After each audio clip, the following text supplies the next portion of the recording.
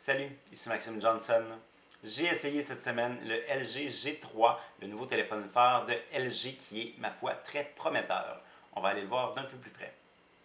Alors, le voici, le LG G3 dans toute sa splendeur. Le LG G3, on va parler un petit peu de son design tout d'abord. Alors, ça rappelle beaucoup celui du LG G2 que j'ai avec moi ici. Donc, c'est un peu, si on veut, la même forme arrondie, toujours avec des boutons à l'arrière, une finition des matériaux qui se ressemblent un peu. Là, je dis un peu partout parce qu'il y a quand même des différences, en fait. Donc, premièrement, la finition. Donc, si c'est une espèce de plastique qui rappelle un peu de l'aluminium brossé. C'est assez étrange, donc vraiment, si on regarde vite, ça pourrait être de l'aluminium, mais en fait, non, ce n'est pas. Et donc, ça, c'est une des différences. Donc, c'est vraiment cette finition-là nouvelle. C'est quand même, je dirais, assez réussi. Là, pour du plastique, c'est bien. Alors, on a aussi donc un peu de métal en bas ici et tout ça ici, c'est en verre. Donc, ça, c'est pour les matériaux. Autre différence par rapport à l'année dernière, eh bien, écoutez, les boutons ils ont changé. Donc, on a toujours les boutons derrière le téléphone. Ça, c'est supposé être plus ergonomique. Donc, c'est supposé être pour que les boutons soient exactement où notre doigt est posé naturellement. Donc, je peux l'ouvrir, le fermer sans avoir à jouer avec mes pouces et tout ça. Est-ce que c'est vrai? Est-ce que c'est pas vrai? Écoutez, je ne sais pas. Une chose est sûre, ça devient assez naturel après un certain temps. Donc, on s'y habitue rapidement. Ceci étant dit, je ne suis pas prêt à dire que c'est vraiment une amélioration là, par rapport au reste. Il faut toutefois reconnaître que la largeur du téléphone, surtout considérant la taille de son écran, là, c'est très petit. Donc ça, c'est peut-être que ça joue un petit peu là-dessus. Donc, maintenant, autre différence, eh bien écoutez, on a la taille, donc c'est un écran de 5,5 pouces, c'est très très grand. C'est très très grand, mais le format du téléphone, lui, n'est pas beaucoup plus grand là, que l'ancien. Du moins, pas beaucoup plus large. Il est plus long, par exemple, mais pas beaucoup plus large. Donc, au niveau des autres différences, ben écoutez, c'est tout. On a aussi des différences par rapport à l'appareil photo, mais ça, on y reviendra un petit peu plus loin. Donc, sinon, les autres caractéristiques, bien écoutez, haut-parleur à l'arrière, haut-parleur normal, là, rien à dire là-dessus. Un port infrarouge ici pour changer les postes de télé. Et bon, c'est à peu près tout. Et évidemment, là, le boîtier qui peut être enlevé, donc pour accéder à une fente pour carte micro SD ici, ou encore pour changer la pile, là, qui est une pile de 3000 mAh.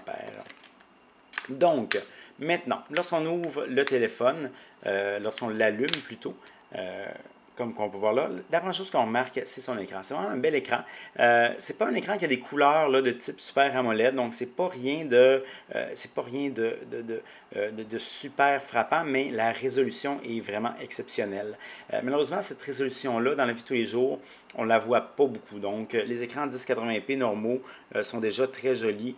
Est-ce que une résolution comme celle-ci, qui est en fait une résolution Quad HD, donc de 2560 pixels par 1440 pixels, dans la vie de tous les jours, on ne la voit pas tant que ça. Ceci étant dit, lorsqu'on a des applications qui en profitent, des photos, des vidéos, mais là, on peut voir là, vraiment, et c'est vraiment joli. Là, je ne sais pas à quel point on le voit bien dans la vidéo, mais en vrai, c'est carrément superbe. C'est vraiment, les couleurs semblent ressortir, les images semblent être en 3D. C'est vraiment un super bel écran. Mais évidemment, donc c'est ça. C'est pas quelque chose que dans la vie de tous les jours, on le voit tant que ça, la différence. Mais bon, c'est pas mal non plus. Malheureusement, ça a un petit impact là, sur la pile et ça, on va y revenir là, un petit peu plus loin. Au niveau des autres caractéristiques du téléphone, eh bien, écoutez, on a à l'intérieur une capacité de 32 gigaoctets. On a 3 gigaoctets de mémoire vive et on a un processeur à 4 cœurs, un processeur Snapdragon 801 cadencé à 2,5 GHz. C'est excessivement rapide. Quand j'ai fait différents benchmarks, différents tests, et écoutez, euh, c'est, le test c'était pas incroyablement élevé, mais bon, pour ce que ça veut dire, ces tests-là, ça veut pas dire grand-chose. Mais une chose est sûre, c'est rapide, tout ça c'est fluide, et lorsque vous allez avoir des applications très lourdes, des jeux très lourds, ça va marcher là, super bien, sans aucun problème. Au niveau des autres caractéristiques, bien écoutez, à part toutes les communications, la connectivité habituelle, si on veut, eh bien, on a l'appareil photo. Donc, l'appareil photo, c'est un capteur de 13 mégapixels. C'est un capteur qui est quand même bien, avec une bonne ouverture et avec aussi de la stabilisation optique. Et à l'avant, on a un capteur de 2,1 mégapixels pour de beaux selfies. Donc, maintenant, il y a deux nouveautés ici. La première, c'est un flash de couleurs, comme on voit de plus en plus avec l'arrivée de l'iPhone 5S. Donc, ça permet d'avoir des couleurs plus réalistes à la noirceur. Et l'autre, c'est ici. Donc, c'est un laser, en fait. Alors, quand je prends des photos, je vais le faire. Le laser permet de faire une mise au point rapide. Alors, comme on peut le voir, c'est en effet très rapide.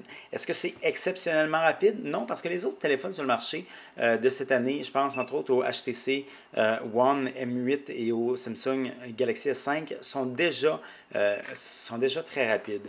Mais la différence d'avec le G2 est absolument sensationnelle, surtout à la noirceur. Donc le G2, là, ici, c'est quand même assez clair, donc ça devrait pas être, la différence ne devrait pas être si pire, là. Mais à la noirceur, le G2 était d'une lenteur incroyable. Le G3, par comparaison, il est vraiment rapide. La qualité, bien, écoutez, c'est très beau. Les photos sont belles à la noirceur. Les photos sont belles aussi là, lorsque c'est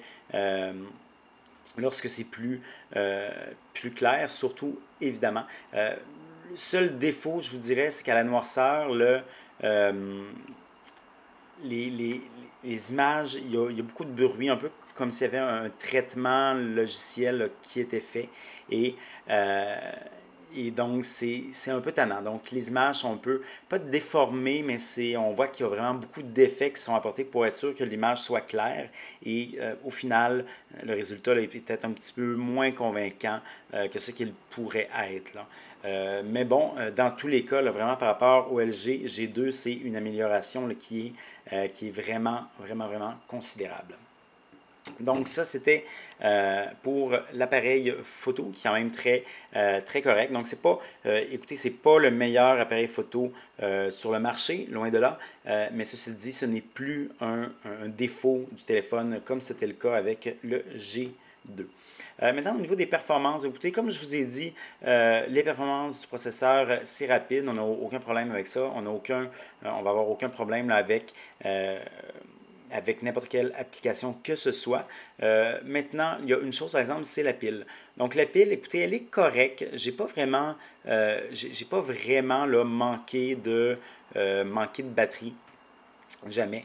Euh, mais, euh, ceci étant dit, donc ça baisse quand même assez vite. Et si vous avez si vous avez là, une grosse journée devant vous, vous devriez faire attention. Vous devriez baisser votre luminosité, peut-être fermer les connexions si vous n'avez pas besoin, etc. Parce que ça baisse vite. Donc, une journée normale, vous êtes correct. Une grosse journée, il faut faire attention. Et dans tous les cas, le lendemain matin, si vous n'avez pas rechargé votre téléphone, le lendemain, c'est fait. Le téléphone va être vide ou presque, là. Maintenant, comme on peut le voir ici, ce qui prend beaucoup de piles, c'est l'écran ici. Donc, c'est vraiment cet écran-là là, qui est joli. Eh bien, ça a aussi ses défauts et c'est au niveau là, de la pile. C'est dommage, mais bon, c'est quand même, je dirais que c'est pas un problème assez grave pour que je décommande l'achat de ce téléphone-là, mais c'est quand même dommage, surtout que les avantages ne sont pas si grands que ça, mais bon, c'est un choix et l'industrie pousse toujours pour avoir des caractéristiques de plus en plus fortes. Alors, c'est ça, des fois, on a euh, le côté négatif avec ça. Maintenant, je vais vous parler de l'interface. L'interface, écoutez, moi, je ne suis pas un grand fan des interfaces personnalisées. Je ne suis pas un grand fan des interfaces personnalisées. Je trouve que souvent, ça ne sert à rien et ça nuit. Dans ce cas-ci, je trouve que c'est assez beau. Comme on peut le voir, les icônes ont été changées. Les icônes du système d'exploitation par LG. Et c'est beaucoup plus joli que ce qu'on avait l'année dernière. toute l'interface est vraiment plus moderne, je dirais, là, avec les ronds ici qu'on voit en haut, qui sont un peu plus jolis, donc les couleurs pastel, un peu, une espèce de bleu turquoise, c'est quand même réussi. Donc l'ensemble fait plus moderne, fait beaucoup plus élégant qu'auparavant. Là-bas, et on a aussi beaucoup de possibilités pardon, pour personnaliser l'allure. Donc, entre autres, moi, j'avais à gauche, j'avais un menu qui servait à rien. Je l'ai enlevé. Les boutons ici, on peut les changer. On peut même changer, si on veut, ces icônes. Alors, si moi, par exemple, je n'aime pas cette icône-là, voilà, je peux le changer par un autre icône. Je peux même prendre une photo si je veux. Par exemple, je peux prendre un papadum pour remplacer mon téléphone et voilà. C'est pas joli du tout avec le papadum, mais ça montre que c'est possible. On peut quand même le changer beaucoup de choses et au final, c'est quand même très correct. C'est pas, je suis pas en train de dire que l'interface est un avantage du téléphone, loin de là. Ceci étant dit, ce n'est pas un inconvénient comme c'était le cas auparavant dans les dernières générations là, des téléphones de LG. J'ai vraiment été impressionné par le LG G3. Pas seulement par rapport au téléphone en tant que tel, mais aussi par rapport à quel point LG s'est amélioré au cours des dernières années. La compagnie était déjà sur une relativement bonne lancée avec son premier Optimus G et le G2, qui étaient des téléphones corrects, vraiment des pas dans la bonne direction, mais qui avaient des défauts majeurs. Le LG G3 corrige les défauts de ses prédécesseurs. C'est pas seulement un pas dans la bonne direction, c'est un pas de géant dans la bonne direction. C'est un téléphone qui vraiment n'a aucun défaut majeur, donc oui, ce n'est pas parfait, mais les faiblesses, je dirais, sont assez superficielles. C'est aussi un téléphone qui a quelques avantages là, quand même considérables par rapport à la concurrence, par rapport aux autres téléphones Android du moment.